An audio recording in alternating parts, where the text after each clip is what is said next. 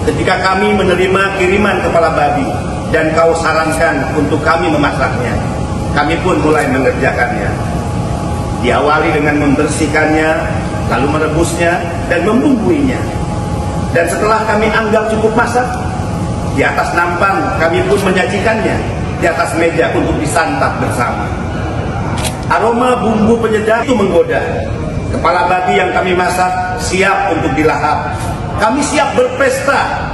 Kami pun mengambil pisau ukuran besar dengan sigap, lalu mencincang dan mencacah kepala babi yang telah masak untuk siap disantap. Tiba-tiba seorang teman di antara kami dengan suara keras berkata, "Tunggu, tunggu," sambil tangannya menunjuk ke atas nampan di atas meja, ke arah kepala babi yang menggoda rasa. Sang teman tadi melanjutkan bicara, "Kita tidak boleh memakan kepala babi ini." Dengan suara keras dan dengan nada meninggi, kami semua kaget dan serentak bertanya, "Kenapa?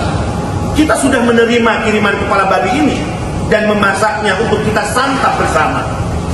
Sang teman tadi menjawab dengan suara datar sambil mengarahkan telunjuknya ke nampan di atas meja di mana kepala babi tersedia. "Kalian lihat, setelah aku cacah bagian tempurung dari kepala babi itu, otak di dalam kepala babi itu bertuliskan Hasbi." Dia melanjutkan bicaranya, "Jelas, ini bukan kepala babi. Ini otak manusia yang bernama Hasbi yang terbungkus dalam kepala babi. Jadi kita kirimkan saja kepala babi ini kepada pemiliknya, karena dialah yang lebih halal untuk menyantapnya," kata temanku tadi.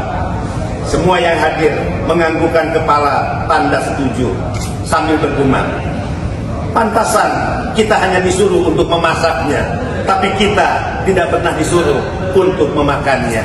Jakarta. Pers yang bebas itu penting sekali. Artinya, wartawan bisa melaporkan berita tanpa rasa takut. Mereka bisa mengkritik pemerintah. Ini membuat semuanya transparan dan bertanggung jawab. Tanpa pers yang bebas, demokrasi akan terganggu. Bayangkan masyarakat di mana informasi dikontrol. Pemerintah menentukan apa yang boleh dilihat dan didengar rakyat. Ini berbahaya. Pers yang bebas bertindak sebagai pengawas. Pers menjaga mereka yang berkuasa agar tetap bertanggung jawab. Ketika pers bebas, warga mendapatkan informasi. Mereka bisa membuat keputusan yang lebih baik untuk hidup mereka. Mereka mengerti masalah yang dihadapi negara. Ini menghasilkan warga negara yang lebih terlibat dan aktif. Di Indonesia, kita paham nilai dari pers yang bebas. Kita berjuang keras untuk itu. Undang-Undang Nomor 40, Tahun 1999 menjamin hak dasar ini. Undang-undang ini merupakan fondasi demokrasi kita. Undang-Undang Nomor 40, Tahun 1999 sangat penting bagi jurnalisme Indonesia. Undang-undang ini menguraikan hak dan tanggung jawab pers. Undang-undang ini memastikan wartawan dapat bekerja tanpa intimidasi. Undang-undang ini melarang penyensoran. Undang-undang ini melindungi wartawan agar tidak dipenjara karena pekerjaan mereka. Undang-undang ini menekankan pentingnya kebenaran dan akurasi dalam pelaporan. Undang-undang ini adalah perisai bagi wartawan. Undang-undang ini memungkinkan mereka untuk menyelidiki korupsi. Undang-undang ini memberdayakan mereka untuk mengungkap ketidakadilan. Undang-undang ini memberi mereka kebebasan untuk meminta pertanggungjawaban mereka yang berkuasa. Namun, undang-undang hanya sebaik pelaksanaannya. Kita harus tetap waspada dalam menegakkan prinsip-prinsip undang-undang ini. Kita perlu memastikan undang-undang ini diterjemahkan menjadi pers yang benar-benar bebas dan independen. Dampak dari pers yang bebas terlihat jelas sepanjang sejarah Indonesia. Jurnalisme investigasi telah mengungkap skandal korupsi. Ini telah menyebabkan penangkapan dan reformasi. Krisis kesehatan masyarakat telah ditangani dengan lebih efektif. Wartawan telah meningkatkan kesadaran tentang masalah-masalah seperti demam berdarah dan polusi. Ini mendorong tindakan pemerintah dan menyelamatkan banyak nyawa. Masyarakat lokal juga merasakan manfaatnya. Masalah-masalah seperti perampasan tanah dan kerusakan lingkungan sering diungkap oleh wartawan lokal. Ini memberdayakan masyarakat dan membawa perubahan positif. Contoh-contoh ini menunjukkan kekuatan pers yang bebas. Pers yang bebas adalah kekuatan untuk kebaikan. Pers yang bebas menyinari kegelapan. Pers yang bebas memberi suara kepada mereka yang tidak bersuara. Meskipun ada kemajuan, tantangan tetap ada. Wartawan masih menghadapi intimidasi dan ancaman. Pelecehan online menjadi perhatian yang semakin besar. Penyebaran informasi yang salah adalah tantangan lain. Berita bohong dapat dengan mudah menyebar, menyesatkan publik. Ini merusak kepercayaan pada jurnalisme yang sah. Tekanan ekonomi juga menjadi ancaman.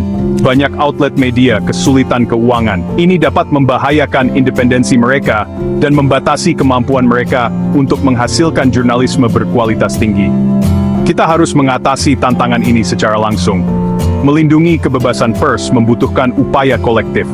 Kita perlu mendukung media independen, mempromosikan literasi media, dan memerangi informasi yang salah. Menteri yang bisa membuat presidennya nyaman.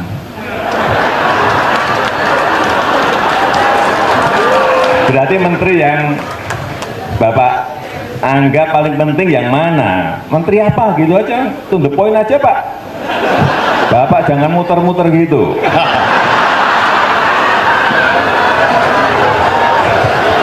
Baik, Bapak tadi muter-muter tuh, saya belum bisa nulis, belum bisa nangkep. baik, menteri yang mengurusi wartawan, Mbak. Berarti yang Bapak anggap penting menteri, Yang mengurusi wartawan. menteri apa itu? Kalau sekarang namanya Kominfo. Menteri Kominfo. Ya. Bapak anggap paling penting. Penting, Mbak. Kenapa?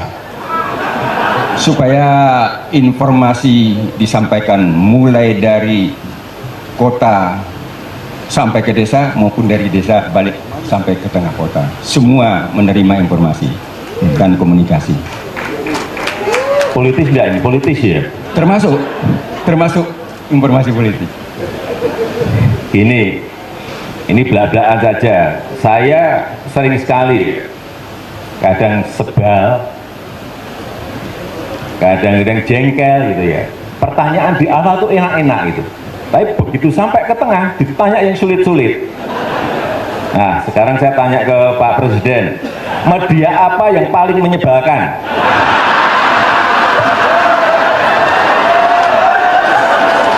Yang Bapak sering jengkel, yang Bapak sering gitu.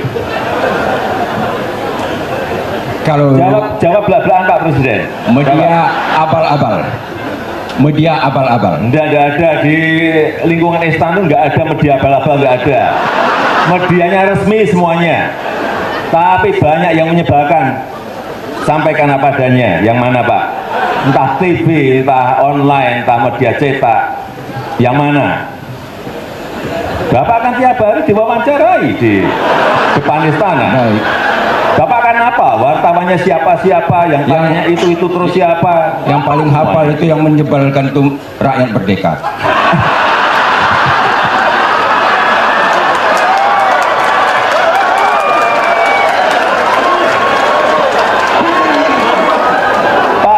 Pak Presiden ini belak-belakan seperti perasaan saya.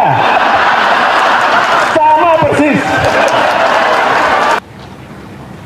Oleh sebab itu, ekosistem media harus dilindungi dan harus diproteksi sehingga masyarakat mendapatkan konten berita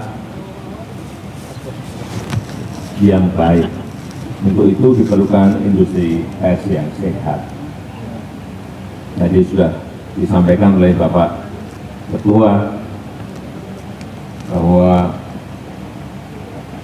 platform digital yang aturan regulasinya belum ada, sangat menjajah dunia pers kita. Oleh sebab itu, tadi malam saya sudah berbincang-bincang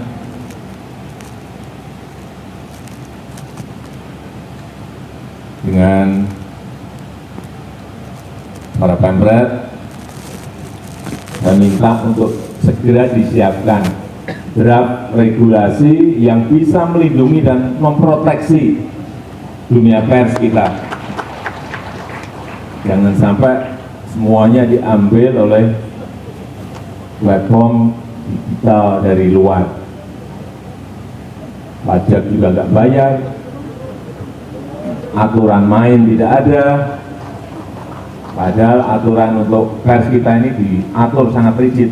Dia tidak pakai aturan yang ngambil iklan sehingga ada capital outflow yang ini sering tidak kita hitung, tetapi ini segera perlu diatur dan semua negara mengalami hal yang sama mengenai ini.